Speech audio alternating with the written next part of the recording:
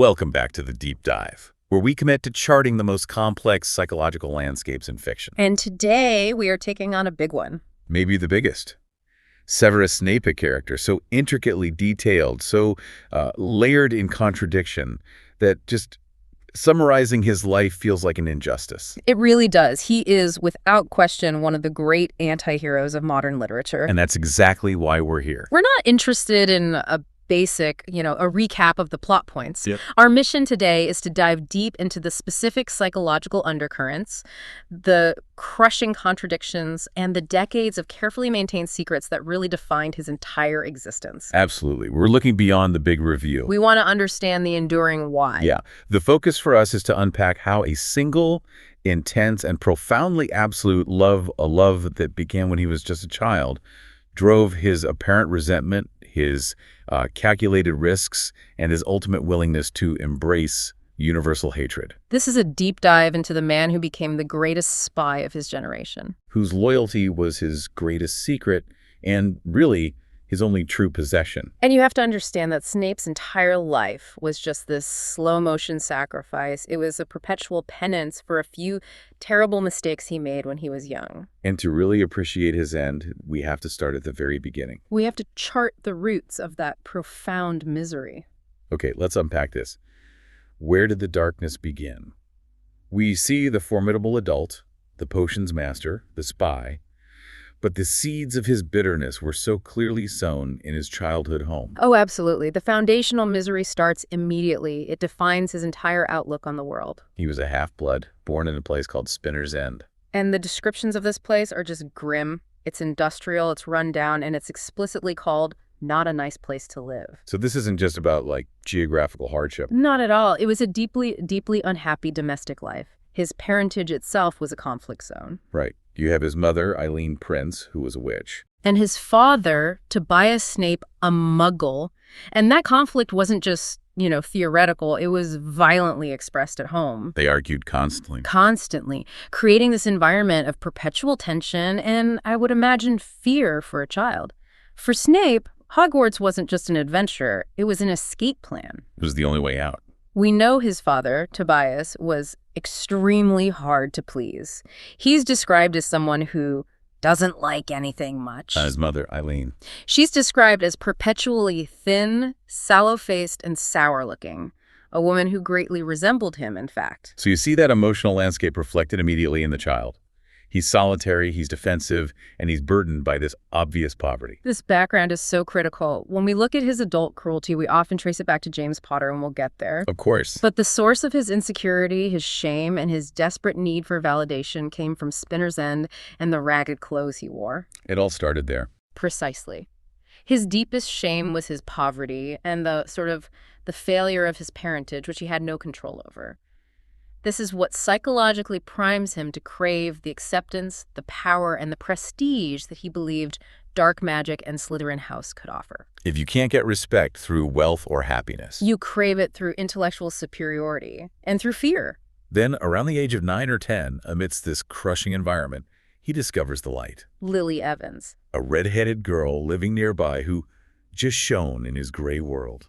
And he recognized traits that marked her as a witch. He realized she was his ticket. She was the escape he so desperately needed. He'd clearly been watching her for a while. Oh, yeah. Watching her longingly. When he finally decided to reveal himself and tell her what she was, it wasn't just a friendly gesture. I mean, it was a planned attempt to connect with the one pure, bright thing in his world. A connection that was tied completely to magic. But the initial interaction was a complete social failure, which just illustrates his profound lack of interpersonal skill. It was so clumsy. So clumsy and immediate. Lily, being Muggle-born, had zero context for the word witch and took deep, deep offense. And then he makes his first fatal mistake regarding her sister Petunia. In an effort to, impress Lily? Or elevate himself, he immediately denigrates Petunia by calling her a Muggle. And it's noted that Petunia didn't understand the word itself. But she absolutely recognized the negative tone. And this is just a perfect microcosm of their entire future relationship, isn't it? It's the blueprint. Snape introduces terminology that separates and insults. Lily, despite her fascination with him, gives him a glaring look and leaves with her sister. And this moment establishes an immediate, profound resentment in Petunia. And it's all targeted at this outsider who used magic to diminish her. But they do become friends. They start sharing secrets, and the deeper they get into the wizarding world, the deeper Petunia's pain and resentment take root. Which brings us to that moment with the secret letter. It's heartbreaking. It is. While at the Evans house, Lily and Severus find a letter that Petunia had secretly written to Dumbledore, begging to be allowed to go to Hogwarts. And Dumbledore had, politely but firmly refused. We often see Petunia as just this jealous, hateful person, but this moment reveals she was rejected first. Her later overwhelming rejection of magic is rooted right here in her frustrated desire to join that world and her failure to measure up. And naturally, that rejection and that resentment focuses entirely on Snape. The convenient outsider, the one who gets to share the secret world with her sister. It creates this pressure cooker dynamic, Which explodes later in the woods. Snape is eagerly sharing details of Azkaban and Dementors with Lily. and Petunia is hiding behind a bush listening in. Right, revealed only when she loses her balance. She immediately lashes out, and she insults Snape's tattered appearance, asking if he was wearing his mother's blouse. She aimed straight for his source of shame, his poverty. And Snape retaliates instantly with the very power he is so desperate to share. He makes a branch fall on Petunia's shoulder. But Lily's reaction is what's key here. Yes, she instantly reacts not with, shared victory, but with moral condemnation. Did you make that happen? You did. You hurt her. She gives him a burning look and runs after her sister. And what we're seeing here is the pattern being established for their entire relationship. Snape uses magic to retaliate against perceived slights, and in doing so, he alienates the person he loves most. Lily is his moral compass. And he keeps failing her standard, leading to rejection even before the train pulls out of the station. So the significance of this early dynamic isn't just that he loved Lily. It's that his love was constantly poisoned by his own pride, his shame, and his inability to control his resentment toward anyone who looked down on him. It's the origin of his internal conflict. His greatest joy magic is entirely fused with his greatest shame, his background. His attempt to elevate himself through magical knowledge leads to social clumsiness, resentment from Petunia, and, crucially, moral rejection from Lily. He is entering Hogwarts already predisposed to seeking power and validation from sources Lily would never, ever approve of. Which brings us to platform 934. This scene provides the final, devastating split between Lily and Petunia, but it also signals the beginning of Snape and Lily's separation. The break between the sisters is just absolute. Snape overhears Petunia venting all her hurt, telling Lily she doesn't want to go to Hogwarts, calling the students weirdos and freaks. And Lily, wounded, retaliates by bringing up Petunia's secret letter to Dumbledore. And that's it. Petunia pulls away, ignoring her sister. This is a critical crossroad. Lily has lost her sister, but she still has Snape, her co-conspirator in magic. And Snape, seeing Lily as distressed, he tries to play the role of comforter. He does. He tells her, so what, about Petunia hating her, and he tries to cheer her up, sharing the excitement. This is it. We're going to Hogwarts. It's a moment of pure friendship. It's genuine. But then he makes a truly fatal ideological misstep. He tells her, you'd better be in Slytherin. Ugh. He's trying to cement a shared destiny with her, but in doing so, he reveals his aspiration to join the dark arts culture that Slytherin represented, the world of power and status he believes he needs. And that single phrase draws the immediate, loud attention of James Potter, who announces, with all the pride and privilege in the world, that he wants Gryffindor. And the rivalry is instantaneous, it's brutal, and it's defining. Snape makes a disparaging noise, and James and Sirius immediately round on him. This launches the toxic relationship that consumes 7 years of their lives. They try to trip him and brand him with that lifelong nickname, Snivelus. And this wasn't just, childhood teasing. This was 7 years of sustained psychological warfare rooted in class difference, ideological separation, and unmitigated male rivalry. And the sorting ceremony just seals their fate. It was the one event that codified the split. Lily is sorted into Gryffindor. Snape lets out what's described as a tiny groan, a sound of just immediate despair. She glances back with a sad little smile, knowing they are now physically and ideologically separated. And then Snape is sorted into Slytherin. He walks to the opposite side of the hall where he is immediately welcomed by Lucius Malfoy. He has chosen, or been chosen by, the very ideology that Lily would always despise. It makes a future reconciliation almost impossible. Yet this institutional separation also fueled his genius, didn't it? Which manifested in his self-declared title, the Half-Blood Prince. This moniker is such a magnificent detail about his self-identity. It's defiance wrapped in pure intellectual arrogance. He was a half-blood, and he excelled in two subjects critical to his future: defense against the dark arts and, of course, potions. Right. And the name combines his status as a half-blood with his mother's maiden name, Prince. So this wasn't hiding his background, it was weaponizing it. Exactly. It was a defiant claim of intellectual superiority designed to rise above the shame of Tobias Snape, the abusive Muggle father. Right. He took his mother's pure blood name, Prince, and attached his mixed status to it, essentially saying, I am a half-blood, and yet I'm a genius. I am the Prince of Potions. It's an assertion of self-worth that had been beaten out of him at Spinner's End. And that genius was completely legitimate. He wasn't just making clever notes in the margins. He was improving on official instructional texts. He made critical, better changes to the instructions in his potions textbook. Which proved his intellectual brilliance was far superior to that of the standard curriculum. And this capacity for innovation, it extended into dark magic. He created multiple spells. Most notably, the vicious, highly effective spell, Sectum Sempra. Which is designed to slice the victim like a blade. This shows a deep-seated fascination with violence and dark arts as tools of revenge and power. And that's something that would naturally worry Lily a great deal. The rivalry with James was just constant. It was 7 years of psychological cruelty, where James and his friends regularly bullied him using that cruel nickname, Snevolus. This continuous degradation brings us to the infamous Shrieking Shack incident, which complicated Snape's feelings even further. This is such a complex moral knot. It is. Sirius, driven purely by malice, told Snape exactly how to bypass the Whomping Willow to reach the Shrieking Shack where Remus Lupin, a werewolf, was transforming monthly. He was effectively luring Snape to his death. No question. But James, his great rival, intervenes. He grabs Snape, saving him from the werewolf at great personal risk. Now, what's fascinating here is Snape's immediate reaction. He absolutely refuses to admit James acted heroically. He claims James only saved his own neck and his friends' necks. He was extremely angry to be in James's debt. This refusal just solidifies his bitterness. He would rather deny a decent act than owe his greatest rival anything. He couldn't integrate that piece of positive information into his narrative of James as this purely malicious bully. And even throughout this rivalry, Lily continued to try to maintain their bond. She kept making excuses for him. But she disliked the people he was associating with, these other Slytherins who were involved in dark magic. The pressure was mounting until that final devastating confrontation. The whole environment was just toxic.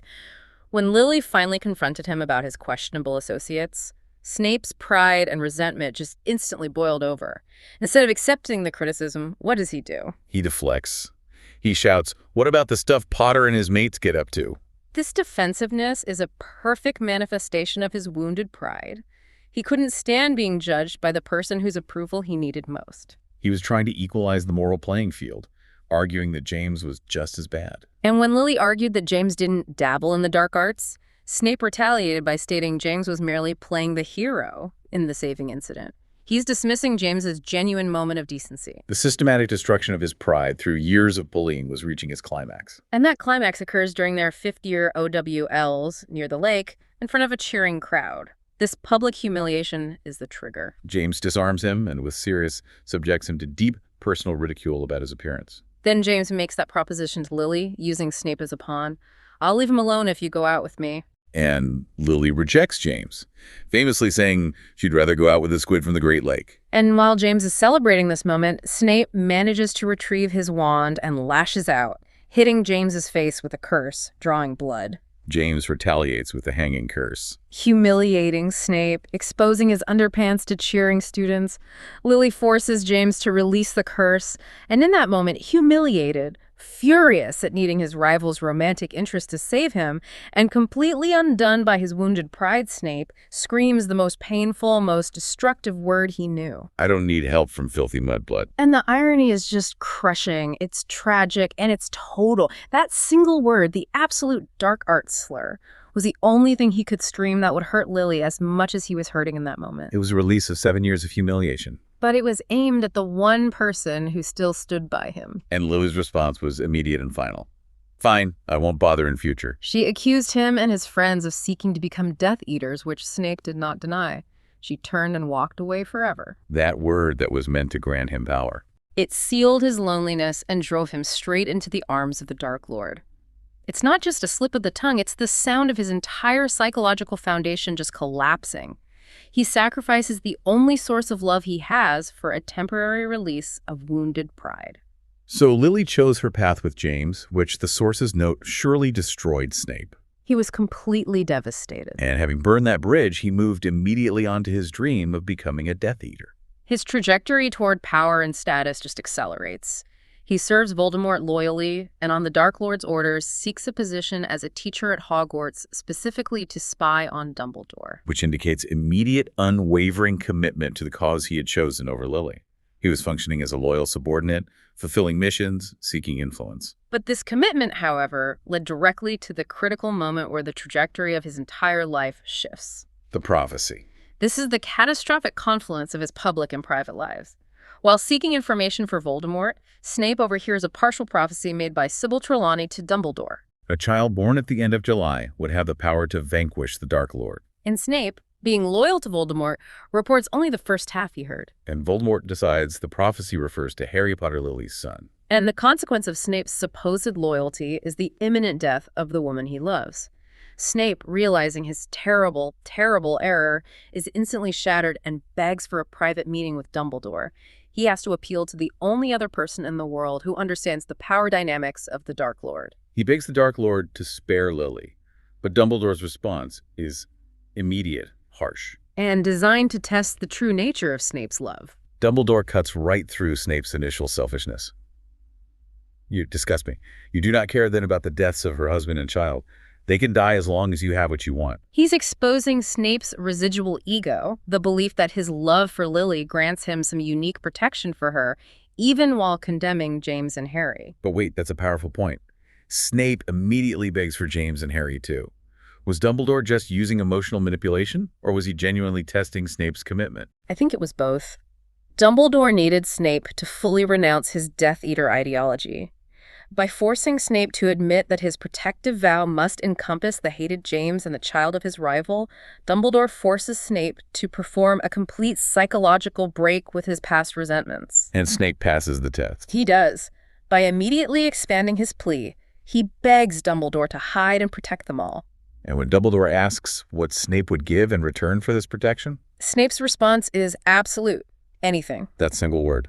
That single word is the foundation of his remaining life. It is the ultimate vow. It converts his selfish, wounded love into a lifetime of service and sacrifice for the greater good defined always by Lily. Of course, we know the protection failed. The Potters chose the wrong secret keeper, Peter Pettigrew, who betrayed them to Voldemort. And the fallout was just devastating.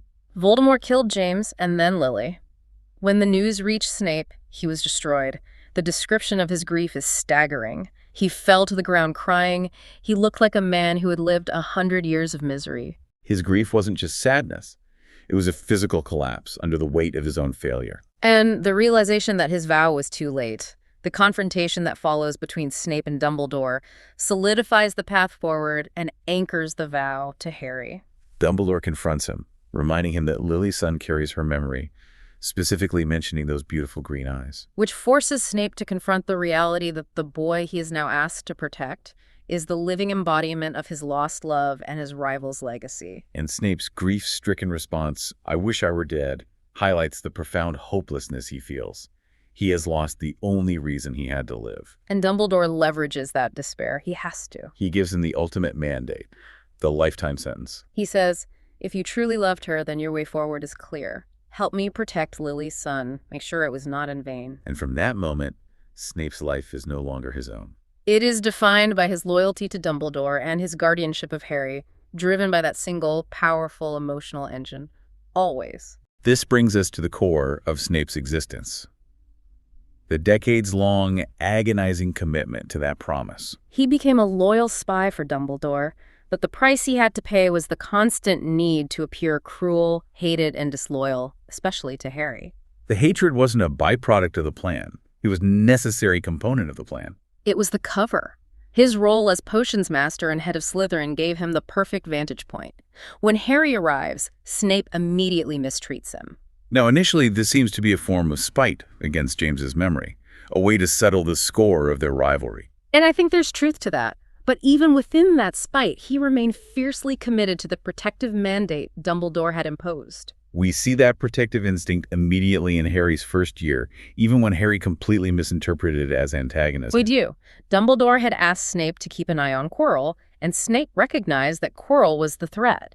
He knew he used the troll on Halloween as a distraction to get to the Philosopher's Stone. Snape followed him, was subsequently injured by the three-headed dog. And later, during that Quidditch match, he performed cower curses to save Harry from Quirrell's jinx. Dumbledore interprets these early acts as Snape settling his debt with James, which would allow Snape to go back to hating James's memory with a clear slate. But the real commitment begins with Voldemort's return. When the dark mark begins to darken, signaling Voldemort is regaining power, Snape enters the most dangerous phase of his espionage. And it's crucial to note the timeline here. Snape did not rush back to the Death Eaters. He returned 2 hours after all the others on Dumbledore's secret orders. He was stepping back into the Viper's Pit. And his cover story was just masterfully constructed. It leveraged his existing relationship with Dumbledore. It's brilliant. He explained his absence by saying he thought Voldemort was finished, like many others. But the genius part was arguing that having Dumbledore as an alibi was excellent protection, while others were being rounded up and questioned by the Ministry. And Voldemort bought it. Voldemort accepted him, viewing Snape as a valuable, established asset who could provide years of information on Dumbledore and the Order. He officially becomes the triple agent. Working for Dumbledore, serving the Order, and seemingly loyal to Voldemort. And his continued success year after year hinged on one singular, extraordinarily demanding magical skill. Occlumency. His mastery of occlumency, the ability to clear and shield one's mind, is arguably the single most important asset Snape possessed. His skill was so complete that it was matched only by Voldemort himself. Think about the psychological stress of that. For years, Snape had to continuously block the Dark Lord, the greatest legilimens who ever lived, from reading his thoughts, even during close, personal interrogations. This level of sustained mental compartmentalization is the physical manifestation of his immense, enduring loyalty to Dumbledore. This loyalty is soon tested by Dumbledore's own mortal vulnerability, the Gaunt Ring. Right. Dumbledore puts on the cursed ring, a Horcrux, and Snape is called in. He manages to slow the curse, preventing it from spreading beyond Dumbledore's hand, but he confirms Dumbledore has, maybe a year left to live. And Dumbledore then reveals the ultimate horrific plan. Voldemort has tasked Draco Malfoy with killing Dumbledore as punishment for Lucius Malfoy's failures. And this leads to the darkest secret of the entire operation, the death bargain. Dumbledore gives Snape the order. You must be the one to kill me, Severus. Dumbledore's reasoning is a profound ethical choice, isn't it? It's incredible. He was dying anyway, but he didn't want Draco's young, unformed soul to be ripped apart by committing murder. Dumbledore was sacrificing his own life, not just for the war effort, but to save Draco's moral integrity. But the moral cost for Snape is just staggering. He has to take on the guilt of killing the man he is loyal to, simply to save the soul of a boy he detests. The sacrifice of reputation is complete.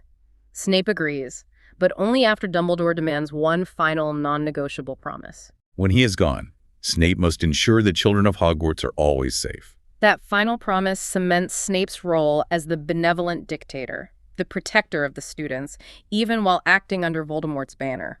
And the burden of this promise is immediately secured with the Unbreakable Vow. The pressure is just ratcheted up even further. Draco's mother, Narcissa Malfoy, goes to Spinner's End with Bellatrix. And Bellatrix, who never trusted Snape, questions his loyalty to Voldemort. So she forces him into the Unbreakable Vow. This vow dictates that he must watch over Draco, and if Draco fails, Snape himself must finish the task.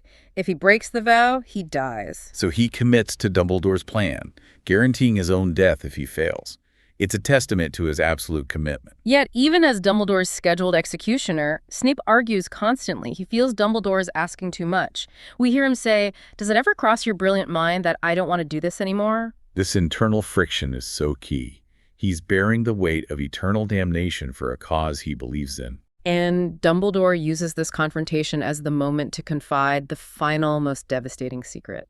He tells Snape that when Voldemort fears for his snake, Nagini, Horcrux. Snape must tell Harry the terrible truth. A piece of Voldemort's soul is latched onto Harry, and for Voldemort to be killed, Harry must first submit to death by Voldemort's hand. And this is where Snape's decades of sacrifice feel like a profound betrayal. His rage is volcanic. I thought all these years we were protecting him for Lily. He accuses Dumbledore of profound manipulation. He says, "You have used me. I have spied for you and lied for you, put myself in mortal danger for you.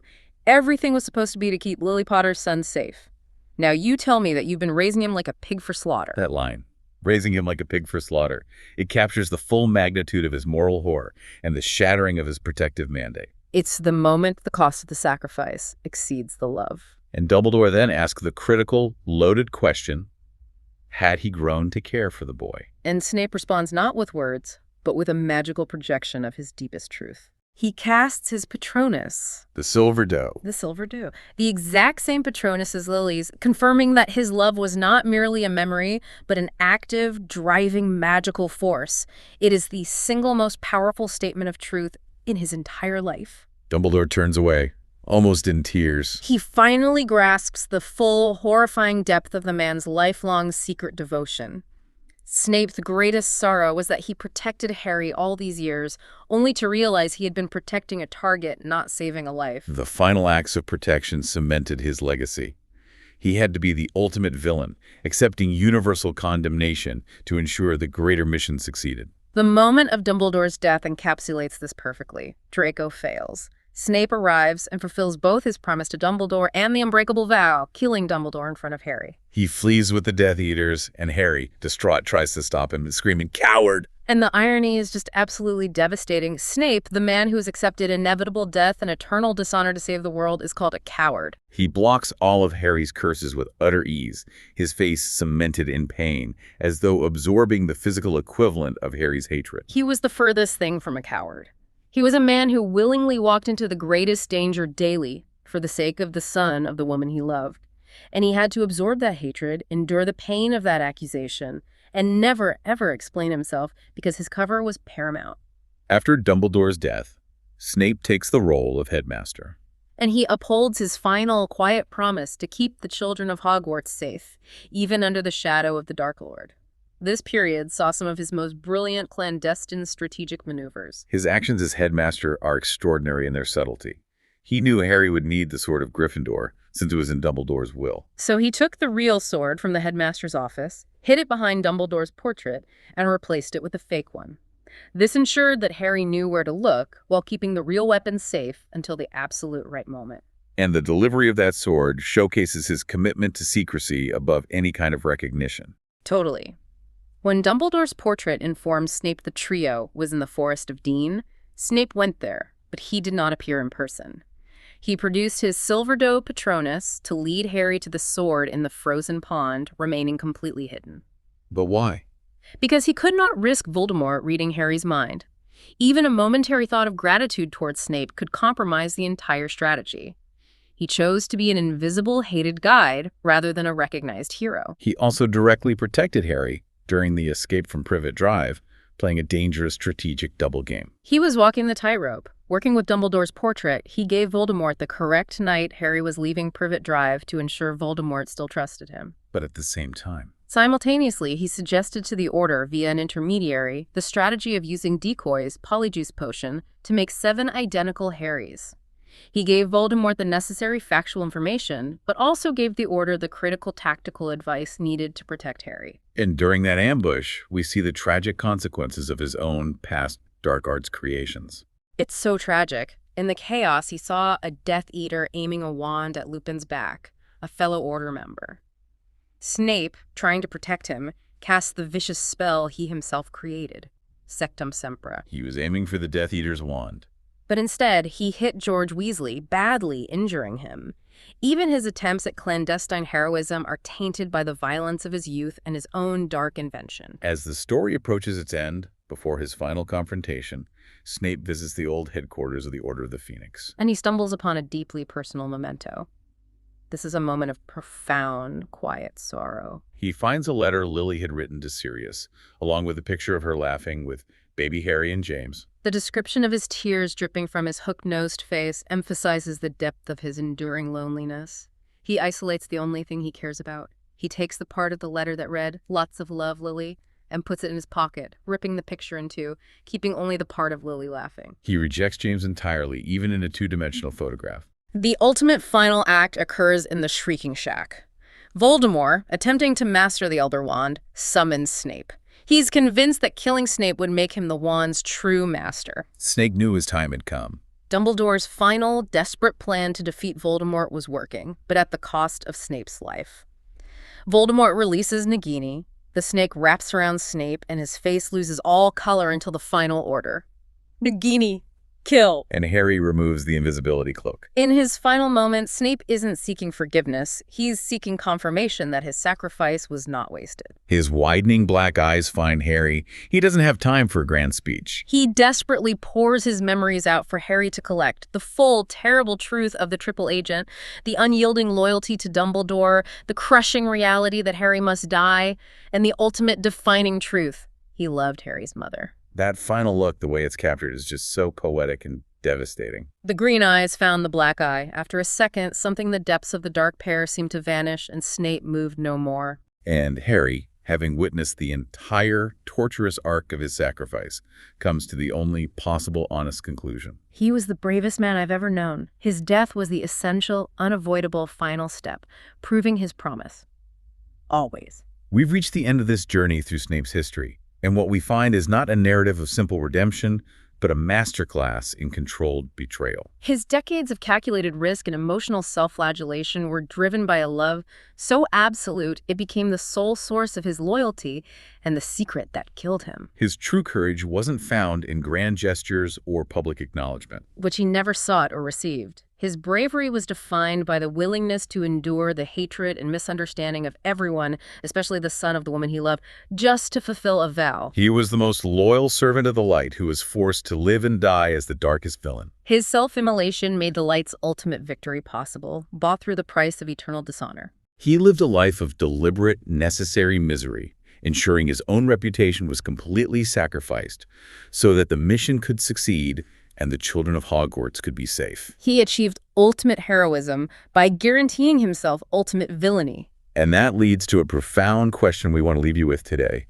one that challenges the very definition of heroism. If the one you loved asked you to protect the child of your greatest enemy, and the only way to do it was to guarantee everyone, especially that child, would hate you forever, would you still make that choice? Is a life lived in necessary hatred a greater sacrifice than one lived in recognized heroism? That's a deep dive for you to consider on your own. Thank you for joining us. We'll see you next time.